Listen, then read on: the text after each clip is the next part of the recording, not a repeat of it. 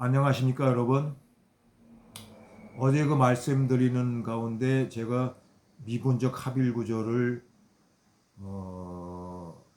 나타나는 그 어록이 105장으로 소개했는데 105장이 아니라 106장으로 정정하고, 또 이집트 종교문화 사상을 얘기하면서 관련된 그 집을 그 곱토 발음을 제가 헤이라고 했는데 헤이가 아니라 A 이렇게 정정하도록 하겠습니다. 저도 오랜만에 논문 자료를 이렇게 보다가 착각하는 경우가 있기 때문에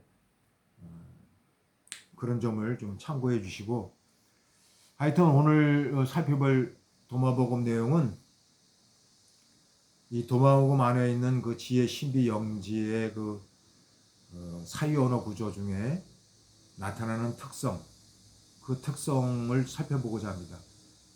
첫 번째로 영지성인데, 영지성은 이 39장의 그 영지의 열쇠로 드러나는 그 영지성을 분명히 얘기하고 있지만은, 이 영지성은 어떻든 간에 이 도마복음 어록 전체를 관통하는 사유 언어 구조예요. 그렇게 보시면 되고, 두 번째로는 신화성인데, 이 신화성은 지난번에도 잠깐 언급했지만은 그 19장에 나타나는 다섯 그루 나무, 이 다섯 나무와 관련된 그 신화성, 그리고 그 신화성은 이 우주목과 관련된 다섯 나무로 발견될 수 있다는 것을 말씀드렸습니다. 좀 흥미로운 것은 뭐냐면, 이 다섯이라는 이 기수가 어떤 동양 철학적인 그 의미와 이렇게 뭐 직접적으로 연결하는 건 아니지만은, 하여튼 이 다섯이라는 그 어떤 이 개념이 철학적인 의미를 갖는 경우가 있는 것 같아요. 그래서 이 동양 철학에서 이 오행, 음양 오행 할 때 그 오행이 목화 토금수인데, 이 목화 토금수와 또 이 오행을 통해서 나타나는 오방위, 다섯 방위. 그러니까 이 목은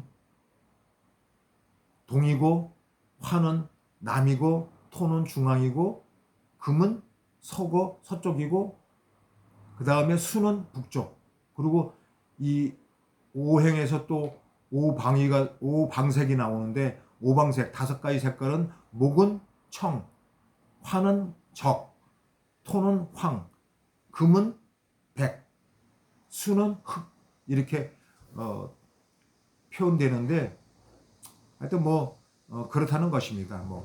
이게 다섯 나무와 직접 관련된 건 아니고, 사실 다섯 나무의 그 담론은 어떻게 보면 그 안에서 우리가 생각지도 못한 다른 지혜 신비 영지가 드러나요. 뭐냐면은, 제가 그 직역한 건데, 그 여름과 겨울에도 동하지 않는 낙원 안에는 다섯 나무를 가지게 될 것이다. 그리고 그 나무 잎들은 발견될 것이다. 이는 그들은 죽음을 맛보지 않을 것이다. 여기서 죽음을 맛보지 않는다는 내용이 나오죠.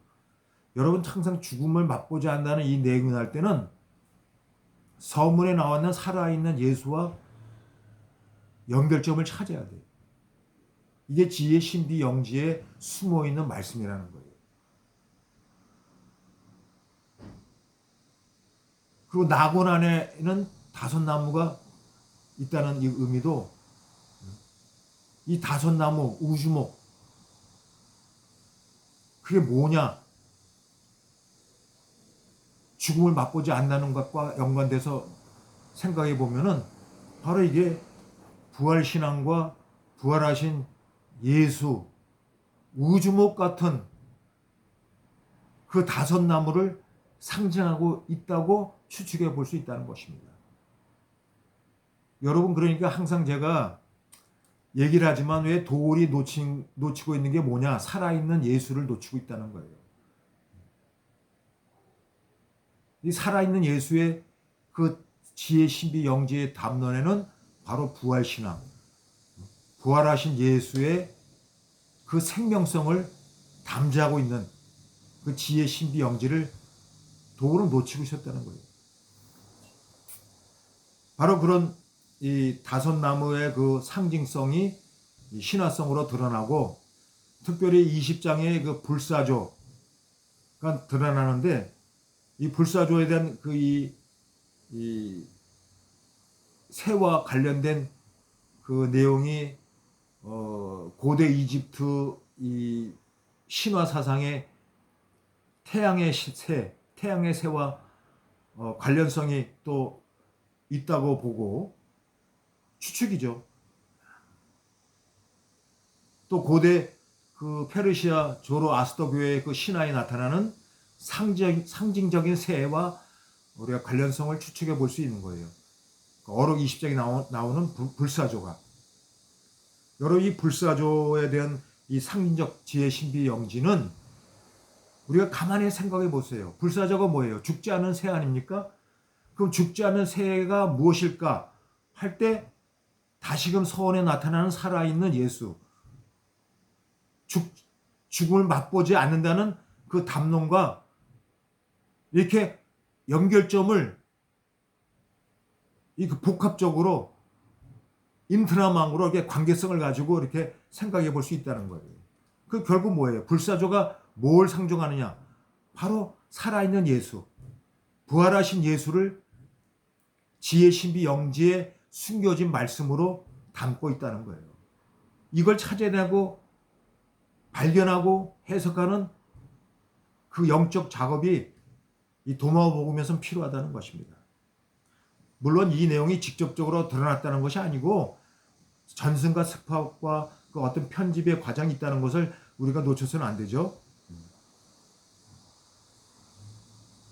그러니까 모든 이 도마복음 어록의 초점은 늘 서문과 관련돼서 연결시켜서 파악하는 어떤 그런 어떤 지혜가 필요하다는 거예요. 모든 것이 이 서원에 살아있는 예수의 그 숨겨진 말씀과 그 살아있는 예수가 부활 생명성으로 죽음을 맛보지 않는 부활 생명을, 그 생명성을 우리에게 가르쳐 주고 있다는 거예요. 그것을 뭡니까? 해석하고, 이 지혜 신비 영지의 그 담론을 해석하고 발견하고 깨닫는 그 영적 과정을 우리에게 소개하고 있다는 것입니다. 이게 굉장히 중요한 영적인 의미를 담고 있다는 것입니다. 그리고 세 번째는 뭐냐면은 의례성이에요. 그 의례성의 어떤 특성이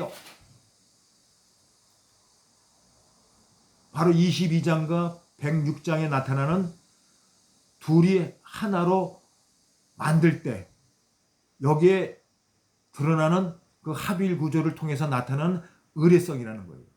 그러니까 도마복음에서 나타나는 어떤 합일 구조는 그 의례성이 동반된다는 겁니다. 특히 104장에 그 신방과 관련된 내용이 나오는데, 여러분 이 신방은 뭐예요? 어떤 신랑과 신부가 합일되는 그 과정을 과정을 얘기하는 장소 아닙니까? 바로 그런 장소적인 의미에서 의례성이 드러난다는 거예요. 합일적인 구조로 나타나는 의례성이 드러난다는 거예요. 그 신방에서.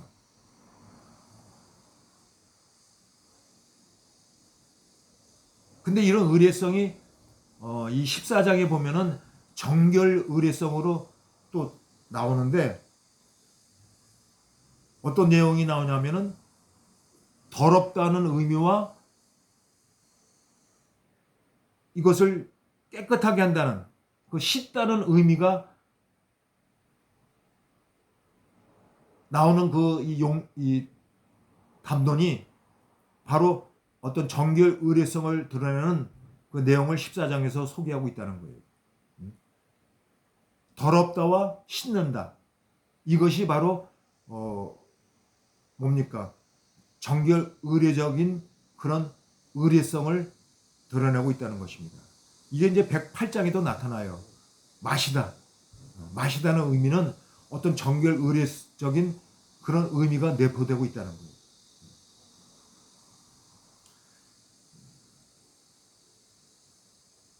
여러분, 이 의례성의 그 합일 구조는 요한복음 17장에서 찾아질 수 있는 내용인데, 그 요한복음 17장 23절에 이런 내용이 나와요. 정리하면은 하나님이 예수 안에 있고 예수가 우리들 안에 있는데 그 과정을 통해서 어떻게 되는가, 하나로 만들기 위한 합일 과정이 있다는 거예요. 바로 여기서 합일 구조 안에서 어떤 의례적인 영적인 이 합일 구조가 일종의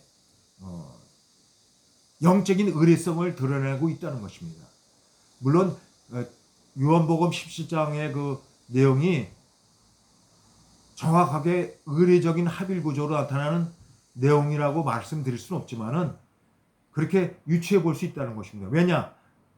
분명히 17장 23절 또 다른 그 내용들이 많이 나오는데 거기서 합일 구조를 통한 그 어떤 의미가 의례적인 어떤 영적 의례적인 그 내용으로 표현된 어록으로 우리가 말씀으로 이해할 수 있다는 거예요. 그 다음에 뭐냐, 네 번째로는 이 체험성입니다.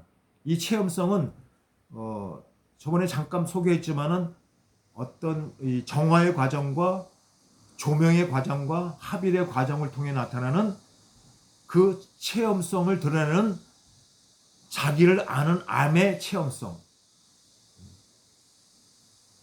그런 것들이 드러나는데 그 체험성을 구체적으로 어록 2장에서 떨림과 놀람으로 표현하고 있어요. 그 체험성을, 영적인 체험성을 떨림과 놀람으로. 근데 재밌는 것은 이 떨림과 놀람에 관련된 이 지혜신비 영지가 그 동학의 창시자인 수은 최재우가 경신년 처음으로 표현하고 있는 떨림과 놀람이 나타나는데 이 동경대전에서 기록되고 있어요. 좀 유사하게 발견될 수 있는 내용인 것 같습니다.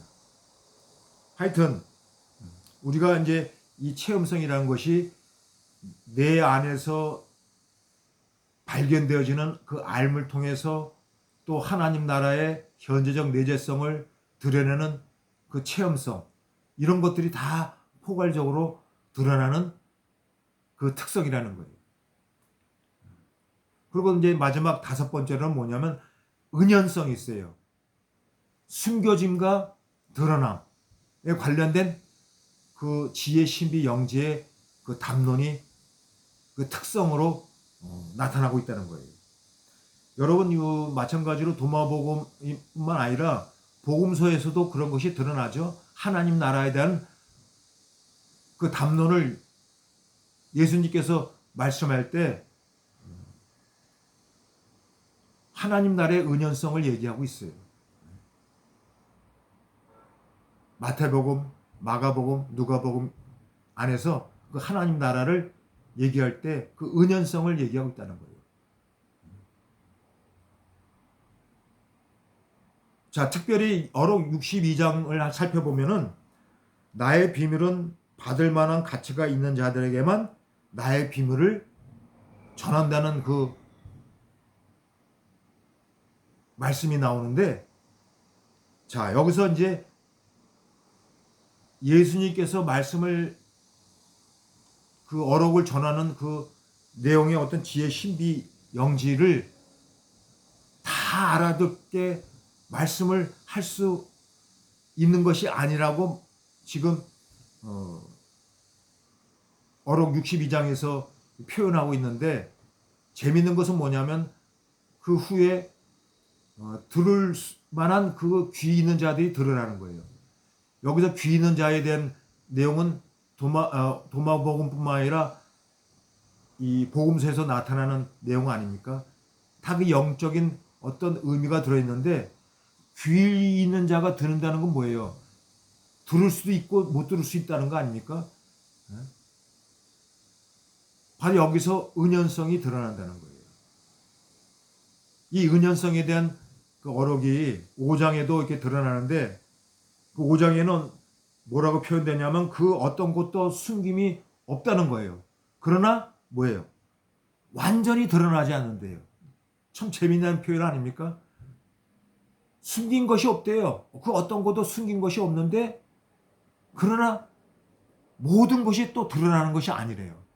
일종의 양의성, 드러남과 숨겨짐이 양의적인 의미를 가진 지혜 신비 영지의 그 담론이 나타나고 있다고요. 이게 이제 5장에서 또 6장에도 이런 유사한 내용이 또 나와요. 이처럼 은연성이 이 도마복음의 그 이 지혜 신비 영지의 그 사유 언어 체계에서 드러나는 독특한 특성이라는 거예요. 자, 영지성, 신화성, 의례성, 체험성, 은연성, 이 5가지 특성이 도마복음 전체 어록에 나타나는 사유 언어 구조의 특성이라는 것입니다. 자, 여러분, 이 특성이 또 앞으로 계속 전개가 되어지고 또 설명되어질 것입니다. 오늘은 여기까지.